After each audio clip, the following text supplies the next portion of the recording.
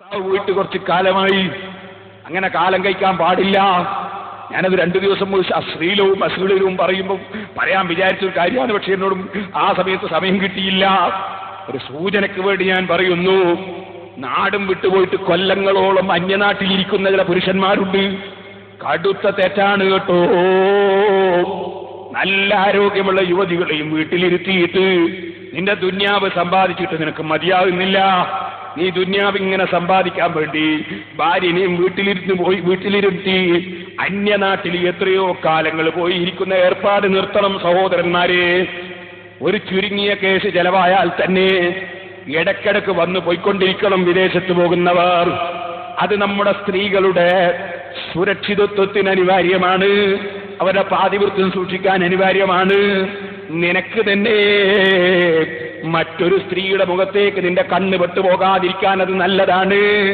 നീ ഇടയ്ക്കിടയ്ക്ക് നാട്ടിൽ വന്നു പോകണമെന്ന് വിദേശത്ത് പോകുന്നവരോട് ഞാൻ പ്രത്യേകം ഉപദേശിക്കുകയാണ്.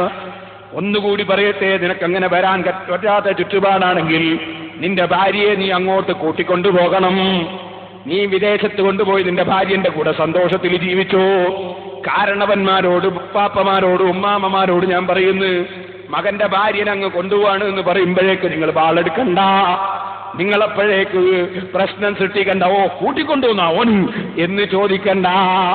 ഭാര്യനെ നിന്റെ മകനെ കൊണ്ട് പെണ്ണിനെ കെട്ടിച്ച് നിന്റെ വീട്ടിൽ അടുക്കള പണിക്കല്ല, അതുപോലെ തന്നെ നിന്റെ വീട്ടിൽ അടിച്ചു വാരാനല്ല. അതിന് നീ ജോലിക്കാളെ നിർത്തിക്കോ. അതേ സമയത്ത് ചെറുപ്പക്കാരന്റെ ദീന് രക്ഷിക്കണം.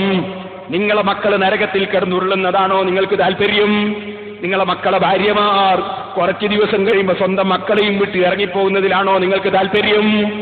ഓ സഹോദരന്മാരെ, കാരണവന്മാരെ, വിദേശത്ത് കൂടുതൽ നിൽക്കുന്ന മക്കളോട് നിന്റെ ഭാര്യയെ നീ അങ്ങ് കൂട്ടണമെന്ന് ഉപദേശിക്കേണ്ടത് നിങ്ങളാണ്. അത് പറഞ്ഞു കൊടുക്കേണ്ടത് നിങ്ങളാണ്. അതിനെതിരെ സംസാരിക്കേണ്ടവരല്ല നിങ്ങൾ. ഞാൻ പ്രത്യേകിച്ചും ഉമ്മമാരോട് ഉപദേശിക്കുകയാണ്, അതുപോലെ പ്രായമുള്ളവരോട് ഉപദേശിക്കുകയാണ്.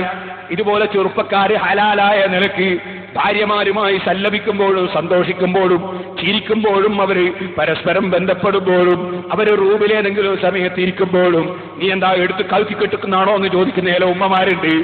ആ നിലയ്ക്ക് അതപ്പതിച്ചു പോകരുത് ഉമ്മമാരെ. മറിച്ച് ചെറുപ്പക്കാർ അവരുടെ യുവത്വമുള്ള സമയത്ത് ഹലാലായ വഴികൾക്ക് നിങ്ങൾ സൗകര്യം ചെയ്യണം. രക്ഷിതാക്കളോടൊരു ഉപദേശം കൂടി ഞാൻ ഇടയ്ക്കങ്ങ് പറയട്ടെ. ചെറുപ്പക്കാരായ ആൺകുട്ടികളുണ്ടെങ്കിൽ അതാ നിന്നോട് അനുയോജ്യമായ വിവാഹാലോചന വരുമ്പോ നീ അവിടെ തെങ്ങിന്റെ എണ്ണം നോക്കാതെ, കാറിന്റെ പവർ നോക്കാതെ, അറയുടെ ഉഷാറ് നോക്കാതെ, പണത്തിന്റെ മുമ്പിൽ നിന്റെ മകനെ പണയം വെക്കാതെ ദീനുള്ള കുടുംബത്തിൽ നിന്ന് വിവാഹാലോചന വരുമ്പോ നിന്റെ ചെറുപ്പക്കാരനായ മകനെ കൊണ്ട് വിവാഹം കഴിപ്പിക്കണം. ആ മകൻ എന്തെങ്കിലും ഒരു ഹറാമിലേക്ക് തെറിച്ചു പോയാൽ, ഒരു ഹറാമ് പരിചയിച്ചു പോയാൽ അതിന്റെ ഉത്തരവാദിത്വം തെങ്ങിന്റെ എണ്ണവും പറഞ്ഞ്, പണത്തിന്റെ എണ്ണവും പറഞ്ഞ്, പവനിന്റെ എണ്ണവും പറഞ്ഞ് സ്ത്രീധനവും കാത്തിരുന്ന ഉപ്പയായ ബാപ്പയായ നീയാണ് കേട്ടോ. അതിന് വാശി പിടിച്ച അമ്മാമനാണ് കേട്ടോ. അതിന് വാശി പിടിച്ച ഉമ്മയാണ് കേട്ടോ. നിന്റെ മകൾ ജീവിതത്തിൽ ഒരൊറ്റ വ്യഭിചാരം നടത്തി പോകുന്നത് നിനക്ക് ദുന്യാവ് മുഴുവനും കിട്ടുന്നതിനേക്കാൾ എത്രയോ അബദ്ധമല്ലേ.